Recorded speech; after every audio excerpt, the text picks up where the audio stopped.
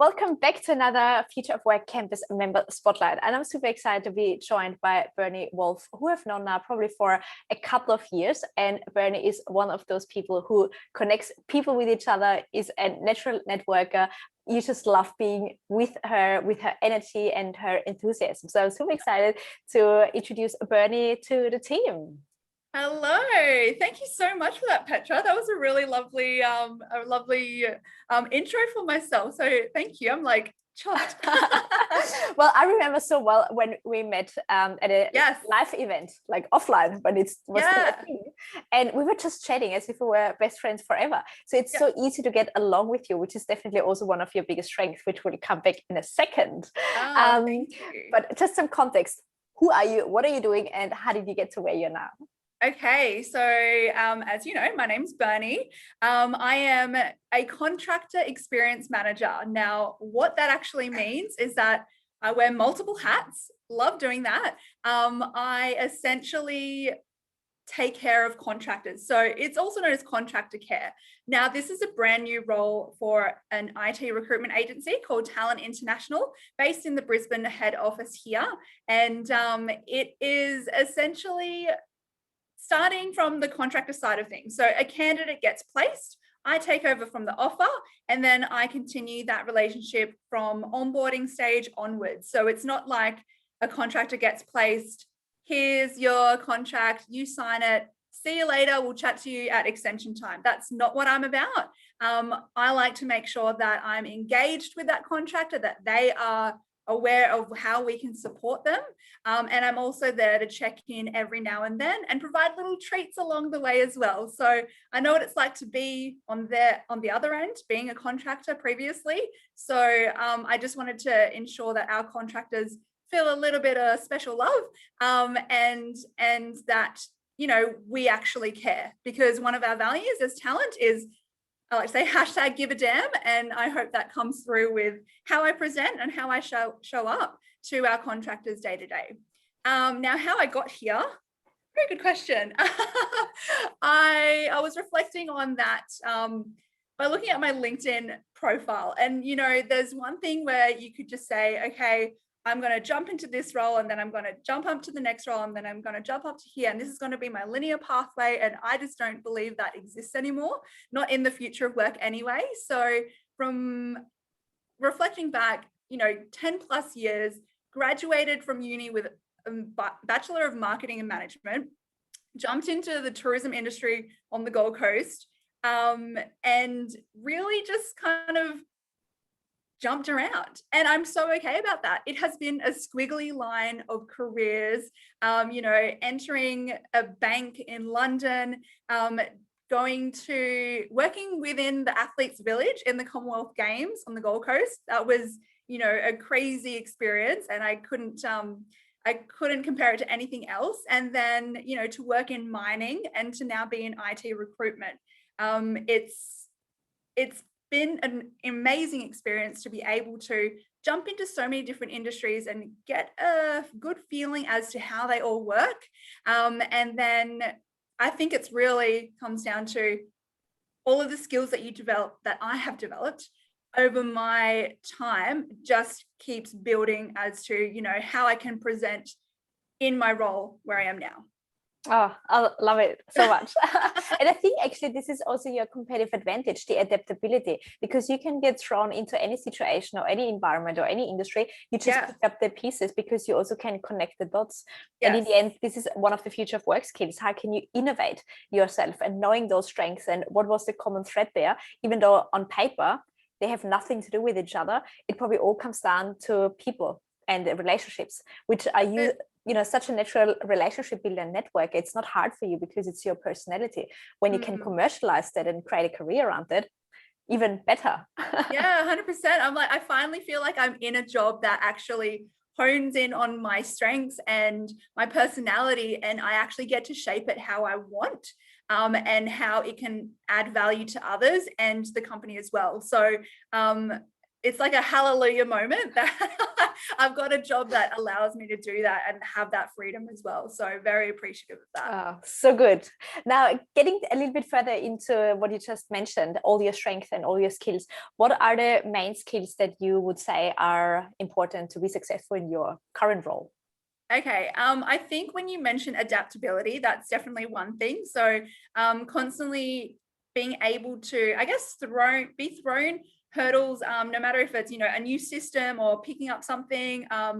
It's just being able to jump in and figure it out and get it done ASAP, like not being resistant to that change, because over my contracting experience lifetime in the past, it's just like, okay, I'm only in this role for 9 months. I've got to get in and out, and I've got to be able to get the job done. So that's definitely one skill. One skill that I'm honing into a lot in the past few years being in Brisbane. Firstly, this was a new market for me. I'd only been here for a couple of years, but I felt that I've been able to really utilize the networking side of things.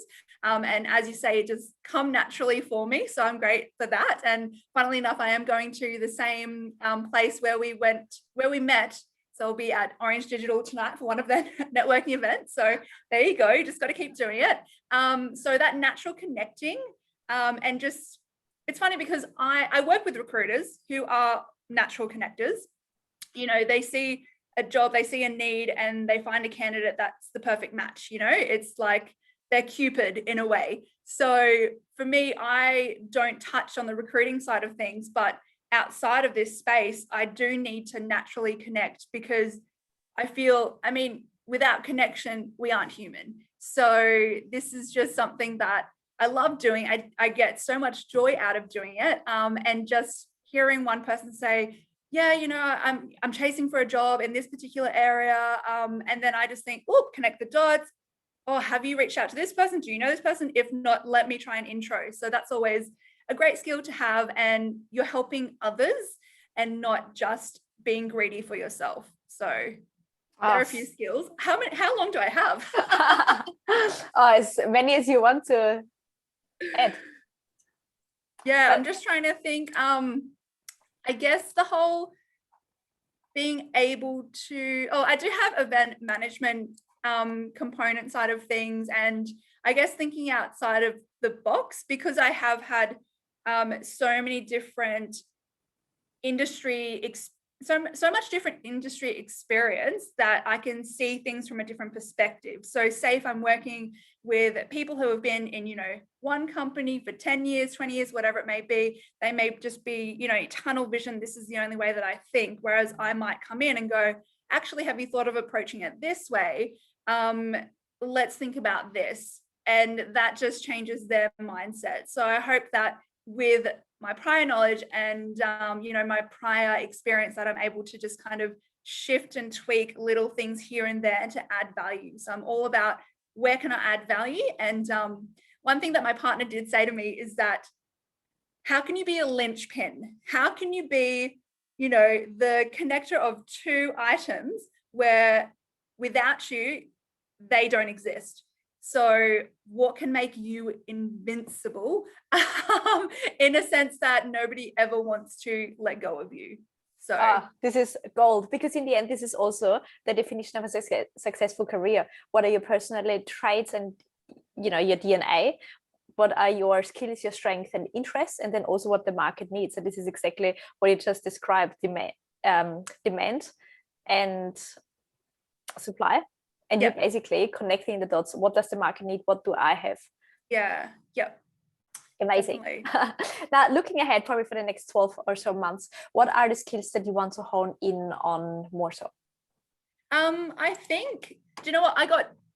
I got jogged from the memory, like it was so long ago. It was only last week, but Leanne Hughes, wow, like that assertive communication piece that she had delivered. I've been meaning to send her a message actually, just to say I appreciate the content that you delivered and the workshop that I missed, but I caught up with afterwards, because it's just so important as reminders as to, how can I be more assertive in the way that I speak, or how can I be more assertive in I guess being able to communicate. But also one thing that I would love to be able to develop, I mentioned it earlier to my manager today, is the ability to, is it like persuade, and to persuade others to change their behaviors in a way that will be collaborative versus just, I need you to do this. Like, there needs to be context. What else is there? So that's something that I want to develop and work more on.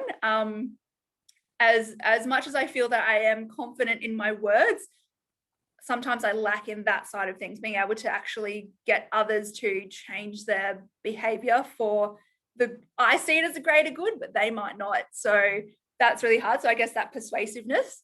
And in terms of developing, I don't lead anyone at the moment. There's no one beneath me in a hierarchy. However, I would like to start working on some leadership type skills. I feel like that would be something for the future for myself. And that's something that, so many people can be a manager, but they're not necessarily a leader. So how do you become better at that? Now, I know that with my particular role, there are equivalents of me around Australia and New Zealand, which is really awesome. And I believe I was the first to kind of pioneer this space in Brisbane, which is also an amazing thing, which suggests that, people have said, oh, Bernie, you're a leader, you're pioneering this. So make it known, and make it known to others and help out where you can. So we actually all meet on Zoom, once a month and just share ideas and share concepts, and where little tiny tweaks of, hey, I just personalized this, this interaction or this engagement with a contractor and it was well received. Have you guys thought of implementing something similar? Like little things like that changes the perspective from the contractor side of things, that provides, more brand awareness for talent overall around Australia and New Zealand. Like just little things that can be changed. I would like to, I guess, lead those guys in helping them create just, I guess, more things to implement within their offices as well. So so those good. things. And you also mentioned, you are not a leader by title, but a leader isn't connected to a title. It's literally the task that they're doing and how they show up and the actions everyone sees. And in a second you step up and do something before somebody else tells you to do, you are already a leader. It could be a thought leader, that you're initiating new conversations, or it could be improving processes, setting up new ideas, systems. You're pioneering the way, and this is what people are looking up for, and they're following you because you want to, not because they have to. And I think this is also one of your natural strengths, because you're such a good relationship builder. You meet people where they're at, you're empathetic, you use their language, and also what you said with influencing people the right way that we collaborate. It also comes down to leadership. Yeah, that's true. There's so much to learn in that space, so I'm excited to slowly delve into that. Excellent. Now, what are you excited about the future of work then? As in what will happen in the future? I'm excited for the fact that there will be more squiggly lines on CVs, and that will not be judged in a negative way. That should be, I guess, encouraged, if anything, and just shows that there's so much involved with actually doing that. Like, we can't just go, oh, this person's worked in finance and then in, mining, and then this, they can't be considered because we expect this. I hope in the future that we can just scrap all that and just go, hey, what are your power skills? And I know this is a term that I think it was one of the Liz from EY really uses that a lot. So I love that that terminology, power skills.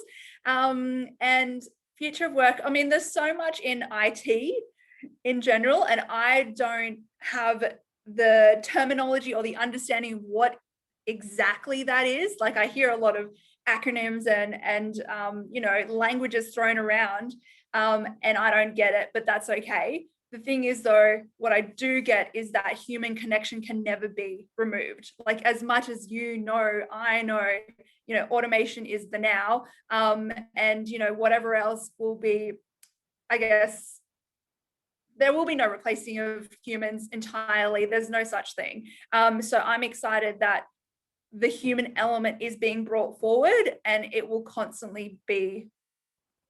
be a constant, is what I mean. And that's part of my job. The fact that like, for instance, yesterday I was speaking to a contractor, and she said, I'm so grateful that you're not like a transactional recruitment agency like the others, like you actually give a damn, and you add that human element where I don't feel like I'm just a number. And for me, that's what I'm about, and that's what my job entails. So I'm just glad that personality and skill set and strengths really just work well in this role. And you're clearly shining, and there's so much enthusiasm when you talk about it, which is very infectious. So I think this is also what people are drawn to, that you are natural positive, you're natural happy, you're enthusiastic, and this is also what inspires people to be and do their best. So yeah, keep doing what you're doing, because it fits you really well. Thank you, I appreciate that. I'll keep doing me. And to wrap up, what are you looking forward to in the future for our campus? Oh, I absolutely love the campus. This is one thing that I was curious at the start, because I was like, oh, what's this offering? How could this add value to me? And then after the first intake got, taken, and I could see the learnings from all of the members, I was like, I'm missing out here. So I had a lot of FOMO at the start, which is why I'm glad that I did jump in when I did. And I've learned a lot so far. The best takeout moments are when there's, awesome speakers that, for instance, like I mentioned before, Leanne Hughes, it's only top of mind because it was quite recent as well. But when you have amazing humans sharing their insights, and we're in this little hub of, it's a safe little community, and you get the same people showing up because they want to better themselves, and they're ensuring that, they're keeping you accountable as well.